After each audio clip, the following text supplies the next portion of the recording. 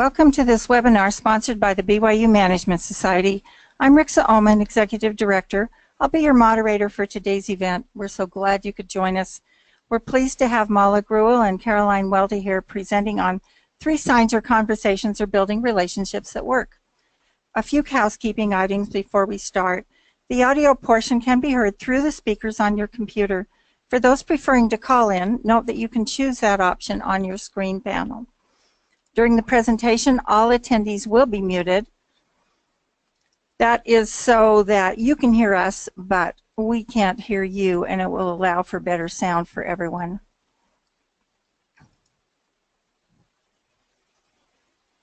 Many of you asked questions on the survey when you registered. We've reviewed these, and we will respond to a number of them during the presentation. Again, welcome. Let me introduce today's speakers.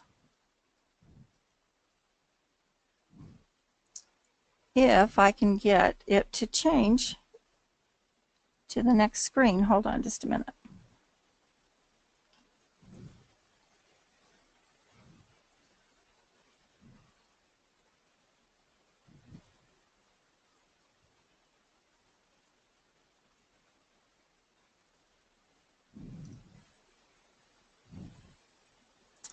Mala Grewal is a successful executive coach, facilitator, consultant, speaker, and author who can help connect us all to our highest potential in measurable ways. Her work with global companies, including Visa, Nestle, Exxon, Apple, and IBM, has resulted in authentic engagement and cultures delivering on key business results.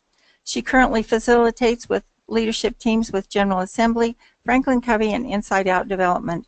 She's the founder and CEO of Talent Catalyst, a career performance consultancy committed to connecting millennials to their highest performance in a measurable way. She has an MA in Organizational Behavior from the University of San Diego and a BA in Communications from BYU. Caroline Welty is president of Talent Catalyst. She's a talent network cultivator, having placed candidates in entry to senior level positions at the financial industry leading firms, namely JP Morgan and Citibank, for 10 years. Her combined experience on the trading floor and as a human resource business partner offers her a unique vantage point when connecting talent from calling to market fit. She's a negotiation and people strategy wizard. Caroline was born in New York City, grew up in Utah, Colorado, Nebraska, and Tennessee. She enjoys adventure travel, is an avid skier, marathon runner, and cyclist. She has an MA in Organizational Psychology from Columbia University and a BS in Finance from BYU, Idaho. Now let me turn this time over to our presenters, and they will take over.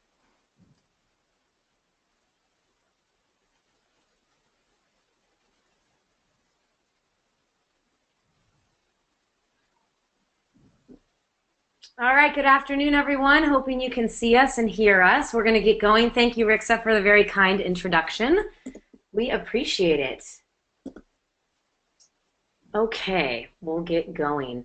Thanks again for joining us, everyone. We know that you're probably all very, very busy, so we appreciate you taking some time out of this Thursday to be with us to talk about 3 signs that your conversations are building relationships that work, and preferably relationships that are working for you rather than against you.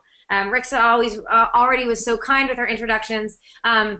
We appreciate the credentials that Rixa read off. We prefer to introduce ourselves in hashtags. We work with a lot of millennials and Gen Z and the younger workforce, so I'm an avid tennis fan. I'm really excited for the US Open this year, and looking forward to going to Wimbledon, hopefully. It's my dad's 75th birthday, so we're going to go. I spend a lot of time on airplanes, and they're one of my favorite offices, and karaoke is my jam. If I can karaoke, I'm a happy person. Hi, my name is Caroline, and I am an avid marathon runner. I've done 2 international marathons and 2 here in the U.S. I love TV, Netflix anyone, and ping pong champion. I have a ping pong table in my bedroom right now. She's good. She's really good. And below here, just some clips of some client experiences that we've had recently. We love, like Rixa said, we're a human capital consultancy, and we work on increasing the productivity and the profitability of the younger workforce, so namely millennials and Gen Z, and helping managers and leaders of that workforce get that productivity and profitability out of them. So without further ado, we're assuming that you're on this webinar because you're asking yourself, how can I thrive in versus survive in my working relationships? When's the last time you woke up and went, I can't wait to survive today, right? It's a lot more enjoyable when we are thriving in something versus surviving. So this webinar is for you if you are an expert in your field or one day want to be and hope to be. This webinar is for you if you work with a high-performing team, high-performing individuals, high-performing colleagues, high-performing families. It's for you. Or if you want to work with these types of individuals.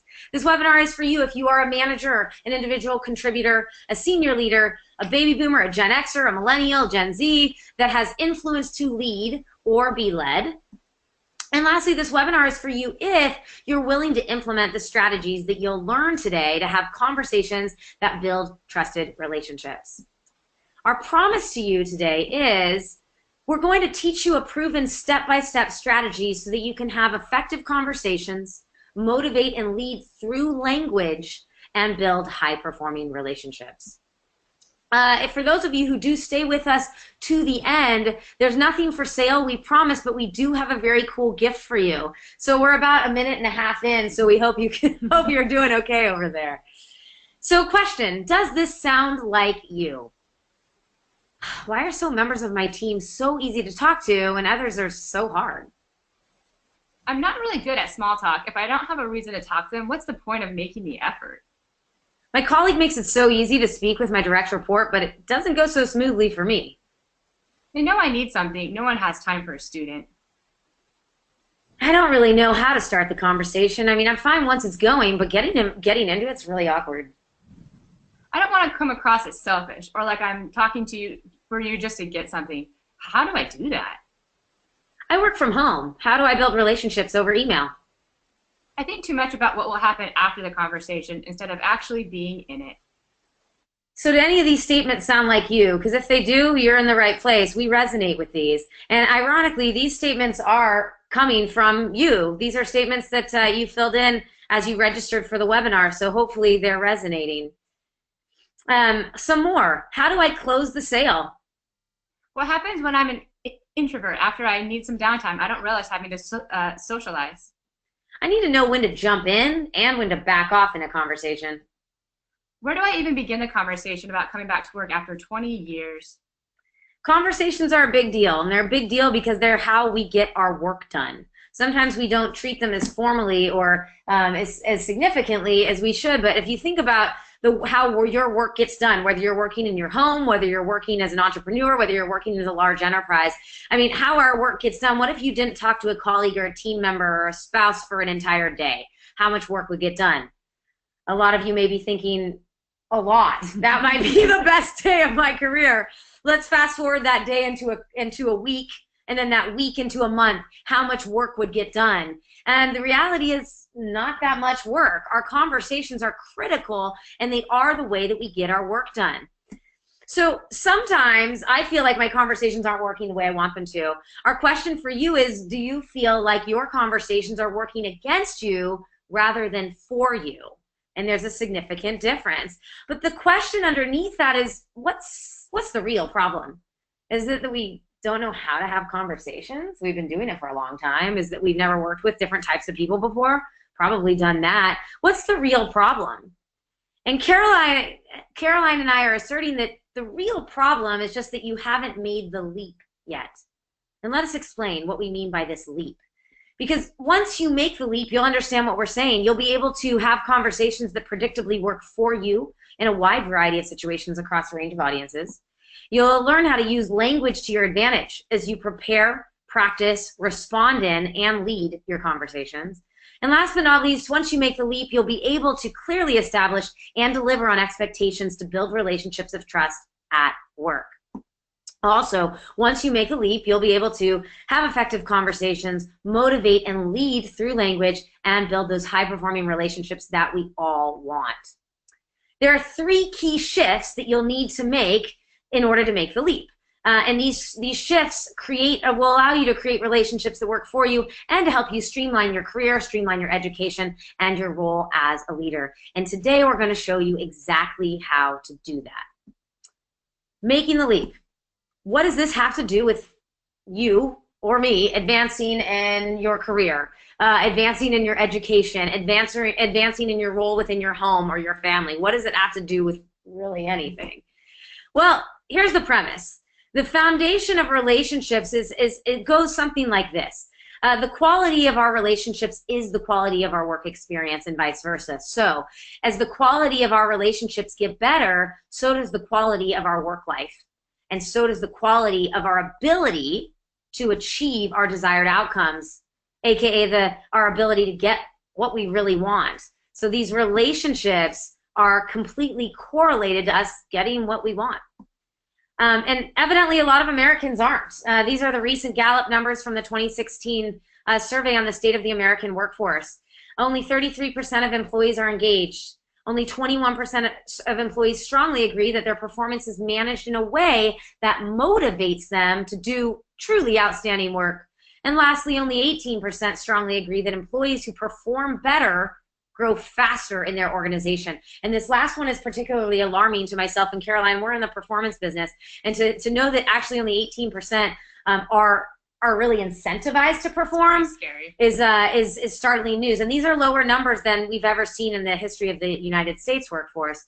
And we think this is one of the reasons why. These numbers tell us that a lot more people are surviving their relationships at work than thriving in their relationships at work. Because again, the quality of their work experience or their engagement levels is the quality of the relationships.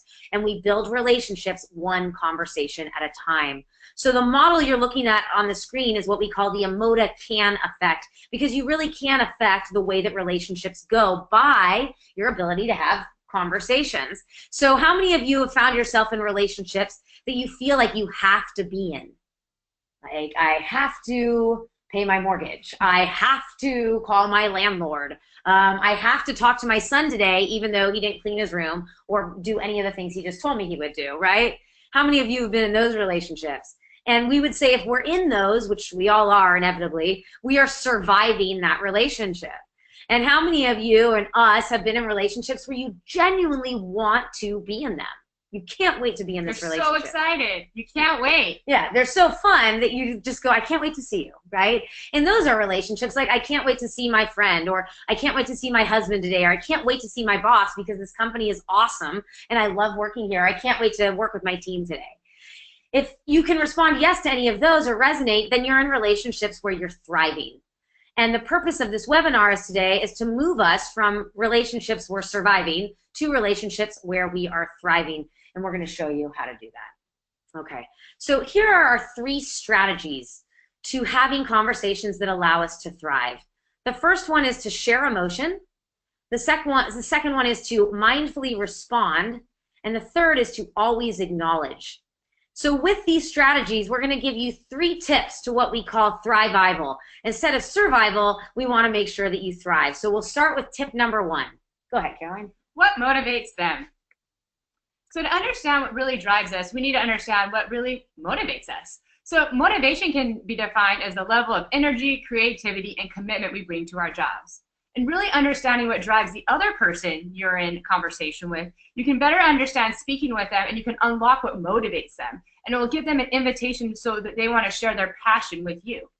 Those who are motivated produce higher quality work, greater output, and earn higher incomes, and are 150% more likely to have a happier life overall.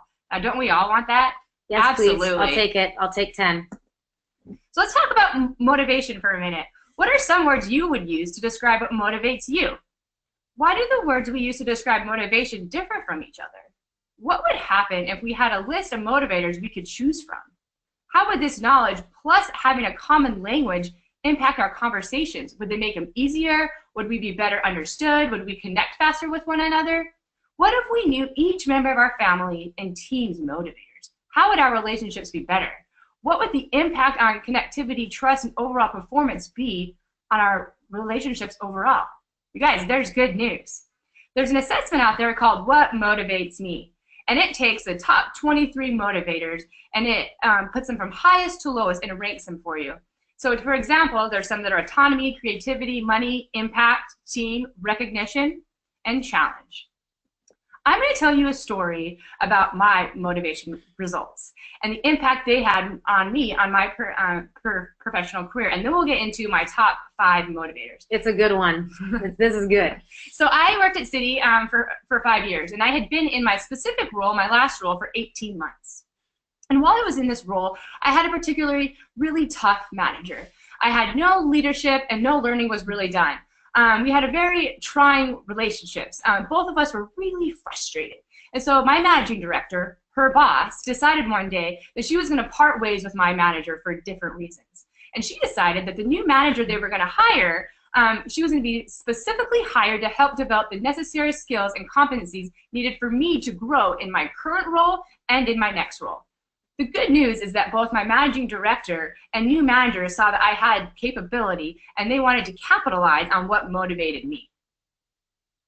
So my new manager had me take a motivators assessment the day one that she came on board. And the trick that you guys need to know is my new manager, she didn't sit in New York, she sat in London.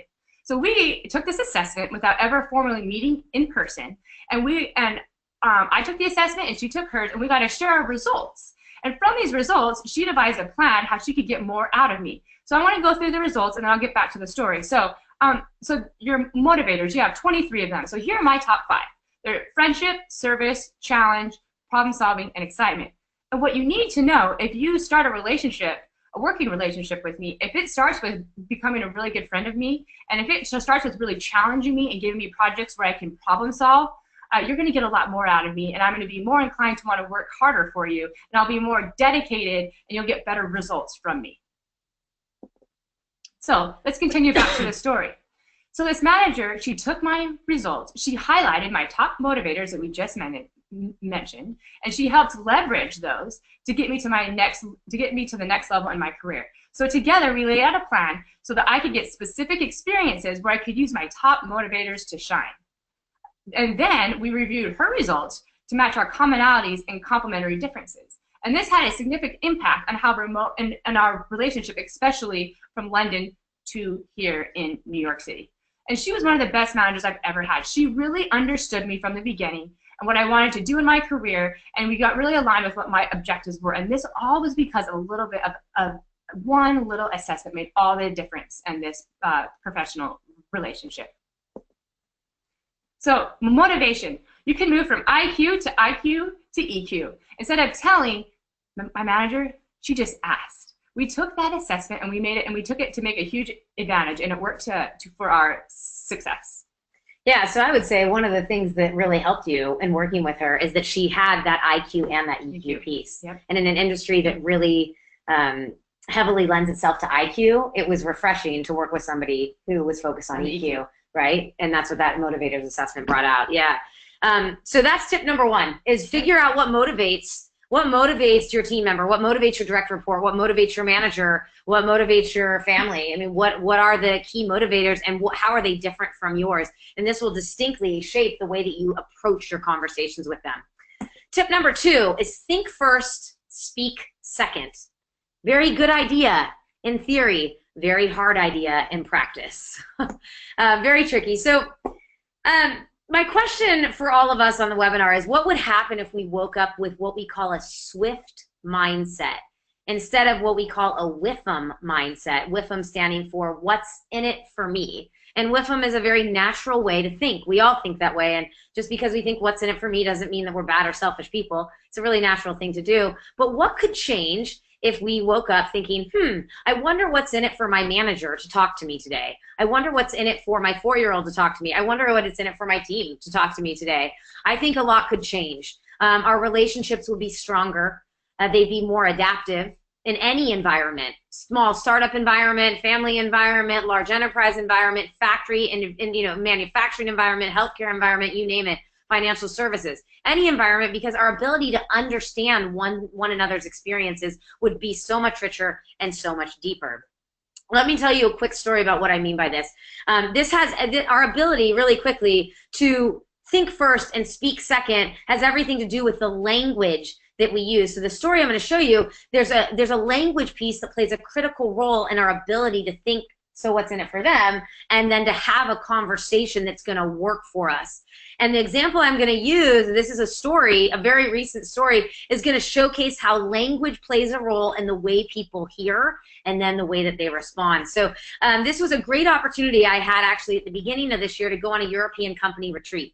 And I was really excited because I was going with the leadership team, and I was responsible for leading a brainstorm with that team on the company mission, the vision, and the values. And this was a startup, so it's young, and it's a lot of fun, and there's a great energy about it. It's a ton of work, but it's fresh and it's young. So we get to the location. It's gorgeous. It's on a lake. It's in a very reputable spot. It's very famous, and we're all there. And we start day one. I start day one facilitating this conversation around this company mission.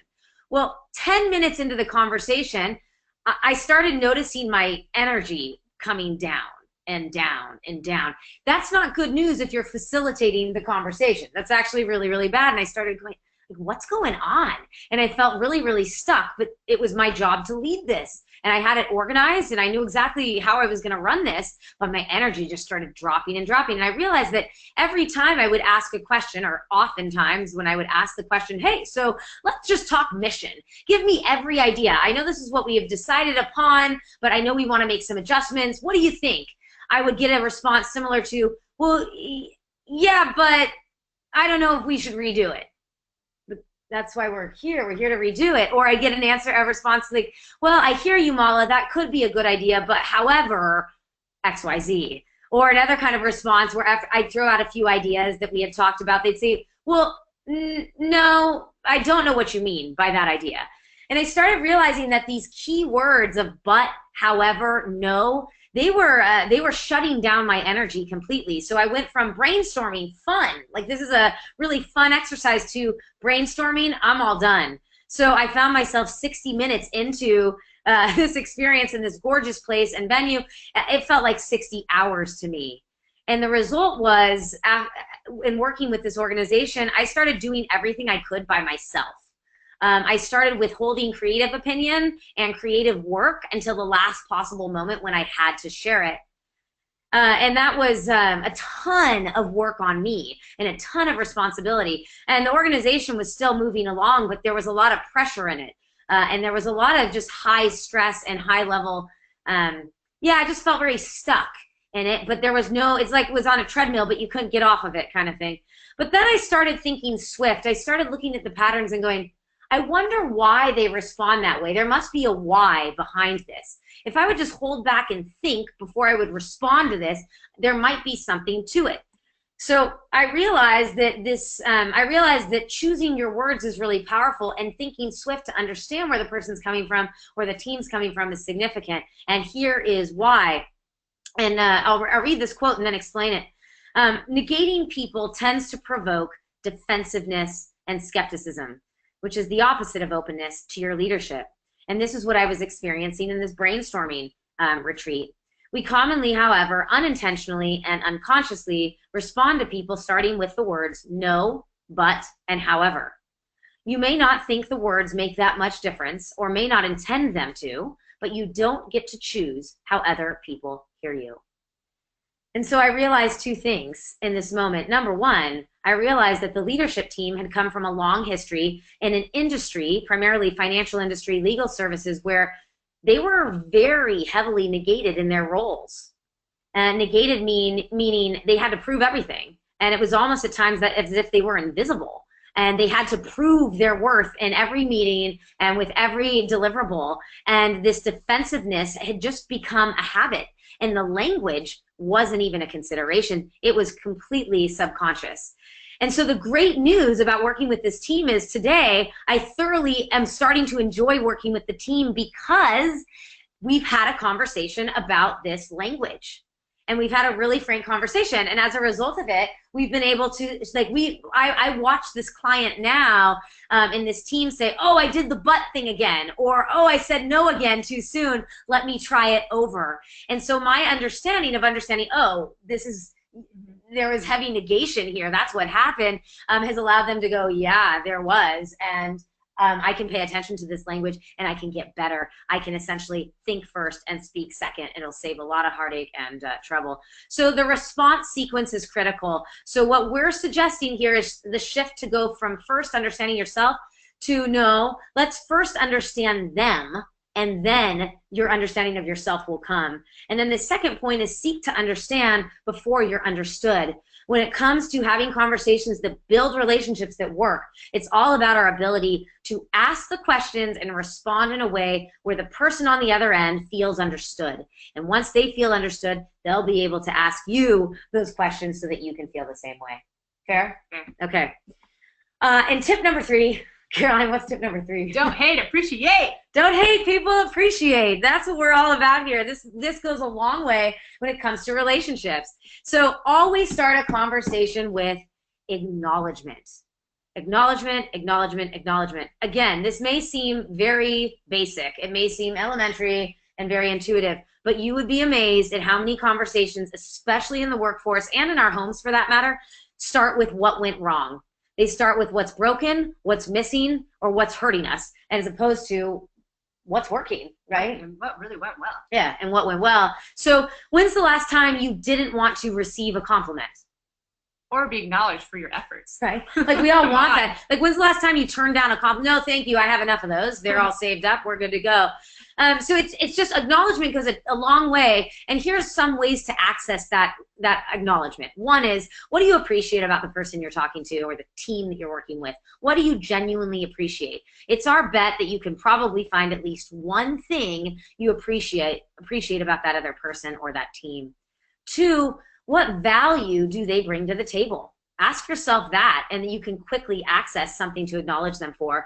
More often than not, there's some sort of value you're getting out of the relationship, or you just cut it off cold turkey. Number 3, what are they doing or not doing that makes your job or your life easier?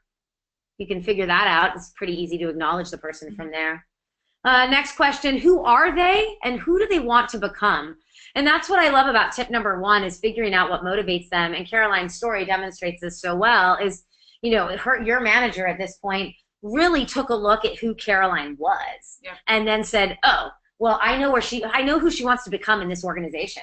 I know what she wants to do in her career beyond this organization, which is a really good manager who wasn't threatened by that. And who said, no, let's do this. Like, I want to help you become who you want to become. And in tandem, you naturally did the same for her, right? You wanted her to win. This last one, Mal, is my favorite. Yeah. How much time on average do you give them to talk about themselves and be heard without any advice or opinions? How often are we actually actively listening just to listen?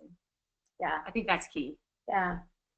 Sometimes we'll run a coaching workshop together, and the number 1 piece of feedback we hear with what worked for people's experiences, it just felt so good to be listened to for 20 minutes without any advice or any opinions, just be heard. And that's significant in relationships. So half of the success in conversations, I'd say more than half, is our ability to listen, to actively listen. Quick story here from an experience of Kim Scott. She recently released a book called Radical Candor. And here at Talent Catalyst, we've been completely in love with this book. If you haven't read it yet, we highly recommend it. Kim's great. Yeah, she's fantastic. It's very popular in Silicon Valley at the moment, given where Kim works. So this is a quick story about her experience at Google. So this is good. She was at Google for just a couple of weeks at the time when she was asked to present to the senior team. So she goes to present to the senior leadership team. A lot of pressure. She walks out and feels like, on the whole, pretty good. Yeah, like I did pretty well, so it was okay. Like I think I got by. I think I did a pretty good job. And she's thinking this until she turns the corner and sees Sheryl Sandberg standing right there against the wall, waiting for her to come out of this meeting. So if you remember that emoticon effect, the picture with the emoji faces, I mean, which face do you think she went from? She started with to, went to. It's Sheryl Sandberg, for crying out loud. So she's thinking, oh, here we go. Cheryl's here to tell me what I need to work on because I'm brand new to Google and I probably messed that up. But the first thing that Sheryl said to her, and she remembers this, and her writing on it is beautiful in the book, Sheryl says, Kim, you're going to have an amazing career here at Google. Right? You could almost hear the air come out of the room there. And Kim writes about this, and she says, Cheryl got my attention right away because of two things. One, she remembered my name, and two, she acknowledged me. When I thought she was going to give me, you know, have a developmental conversation with me, she acknowledged me. And then what she proceeded to do was she listed 4 specific things that Kim did well. And to illustrate her points in the meeting, right, she said, you know, you did X, you did Y, and she appreciated that Cheryl pointed to very specific things and gave her data in true Google fashion, that it really showed her that Cheryl was actively listening to her presentation. The third thing she remembers is that Cheryl looked her in the eyes, and she said, I learned a lot today from the way you handled those questions, which Kim, ironically, felt that was her biggest weakness, was the questions. That was the part she thought she bombed. And Cheryl, in fact, thought that she did really well. And the last thing she remembers is that she related and encouraged with her. She said, I know you always want to focus on what you think you could have done better. I do too. But I want you to focus on what you did well, because overall, this was a tremendous success. I thought that was the best part, because Kim's still waiting for that bomb to drop. She's like, oh no, oh no. And at the very, very end, Cheryl goes, oh, by the way, you said a lot, so we're just going to give you a coach and help you stop saying that. So it was so small that where she needed to improve. That was my favorite part of this whole story, that she really focused on what she did well at and how she can do even better at that. Yeah, and the critique. Look at the one critique. It's so small. Yeah. It's so easy to overcome. And how she said it. You know, she said, you said a lot. Were you aware of it? Question mark. Yeah, that was it. That was it. And Kim, so she spent the time, Cheryl spent the time out of her day really to give Kim Scott acknowledgement and support her in her new career here at Google. And Kim's response to it was, it made me want to solve my own problem immediately and appreciate Cheryl.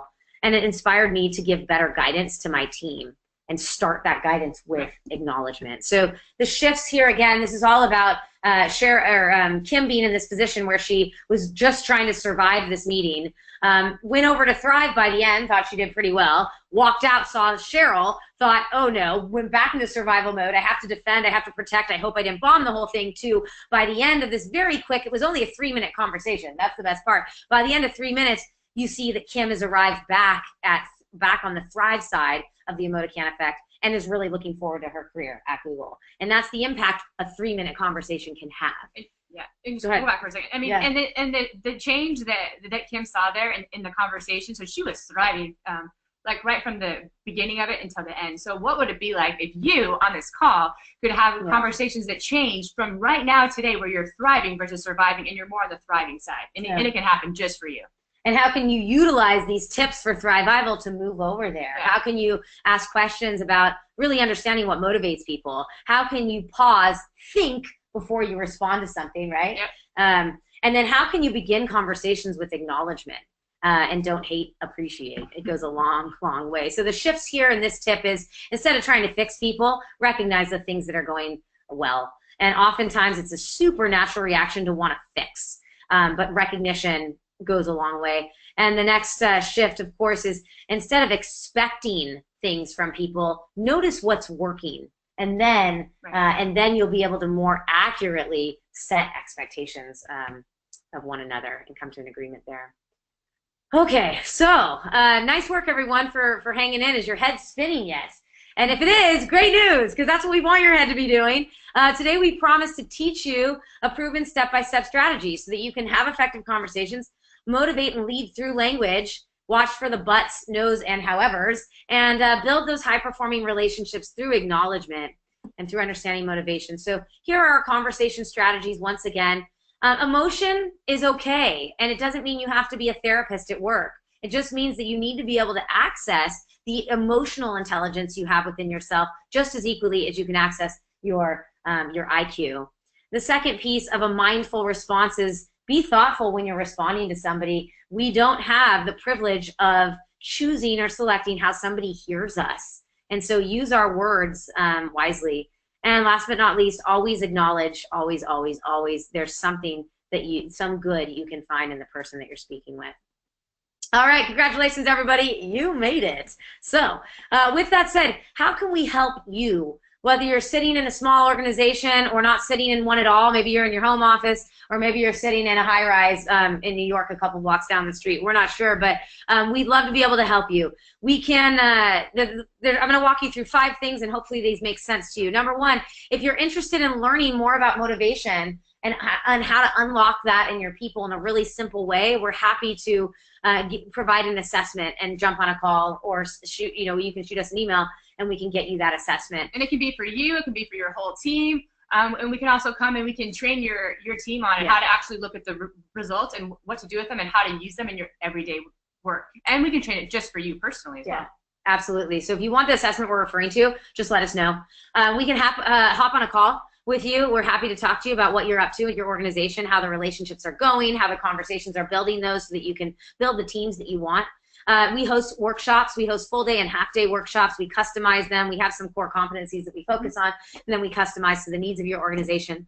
We can also do a mini version of that in a keynote for 60 or 90 minutes. If you're having an offsite or a retreat or a town hall or a meeting where you see fit to bring in a keynote speaker, we'd be happy to come speak on productivity, profitability, and change. And last but not least, generations. Let's not forget our little guys, millennials and Gen Z. And then coaching. If you think that you would benefit from coaching on any of the topics that we've discussed, for any of the audiences that we've discussed, we are executive coaches, and we're happy to provide that service to you. Yeah. Also, question: we may be nearby you. Caroline, go ahead. So we'll be in San Francisco in June. Salt Lake City just next week for a week and a half, and then we're always here in the good old NYC. Yeah. And we'll also be in Salt Lake in June as well. We're going back and forth between Salt Lake and San Francisco. So if it makes sense for us to meet in person or get on the call in your time zone, we can do that. So without further ado, thank you for being here. We would absolutely love to hear from you. Here is our email, our website, and our phone number. And you can also find us on social media and start a conversation that way. And also, there should be some feedback questions at the end, right? Yeah, please fill those out, especially if you're interested in hearing from us. Fill it out so we can get your information so we can speak to you. Yeah, that'd be really helpful. And we always are looking to improve these webinar experiences for all of you who take the time to join us. So please, your feedback would be more than helpful. It should take about 2 minutes max. And that way we can send you your free gift, because we don't want to forget about that. The free gift. It's coming your way. Thanks, everybody. Have a great afternoon. Oh, thank you, Mala and Caroline, so much. We appreciate your insights and understanding, and I know I've certainly learned a lot, and it's reminded me of things I need to know about motivation and motivating, about understanding other people as I talk with them and acknowledging them and giving a mindful response. Again, this has been recorded, and we'll post it on the Management Society website under resources, and I will send you a link to that recording. Don't forget to join us on our next webinar on Monday, May 15th. Utah time, Sydney Tetro and Sarah Jones will talk about women in tech, the story of the Women Tech Council. So have a great day, and thank you so much for joining us. We really appreciate it. Bye.